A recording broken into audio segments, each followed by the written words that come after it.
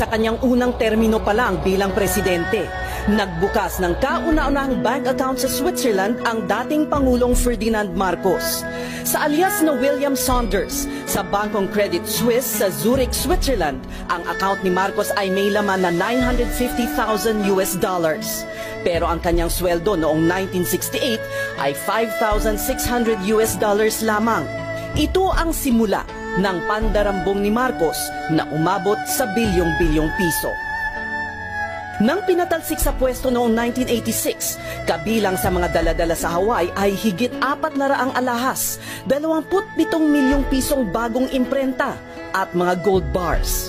Nagsilbi bilang PCGG Commissioner si Ruben Carranza taong 2001 hanggang 2004. Para sa kanya, ang isa sa pinakamatibay na katibayan ng pagnanakaw ay ang makasaysayang pagsaoli ng Switzerland ng mga pera ni Marcos na nakatago sa kanilang mga bangko. Dinala ko yung desisyon na yan sa Switzerland, pinakita namin yan sa Ministry of Justice ng Switzerland at nagpirmahan kami ng kasunduan na isusoli nila ngayon yung pera. At that point, ang pera na na-identify sa mga Marcos bank accounts was $683 million.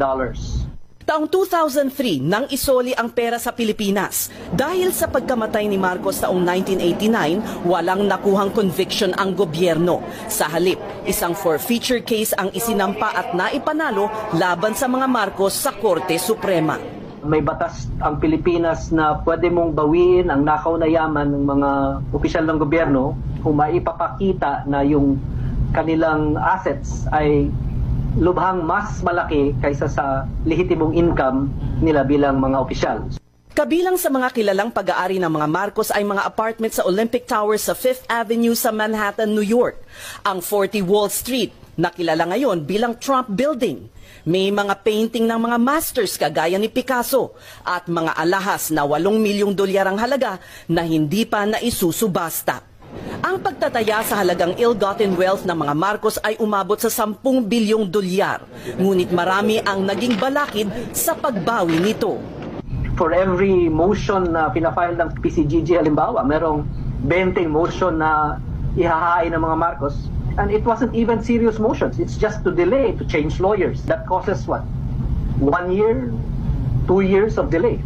Ayon kay Carranza, nagkaroon ng ombudsman noon na walang inatupag kundi ibasura ang mga kaso laban kay Marcos. Ngunit hindi maitatatwa ang kasaysayan. Ang importanteng tandaan na ang kasaysayan kasi hindi maibabago. History is always as a way of reflecting the truth at some point.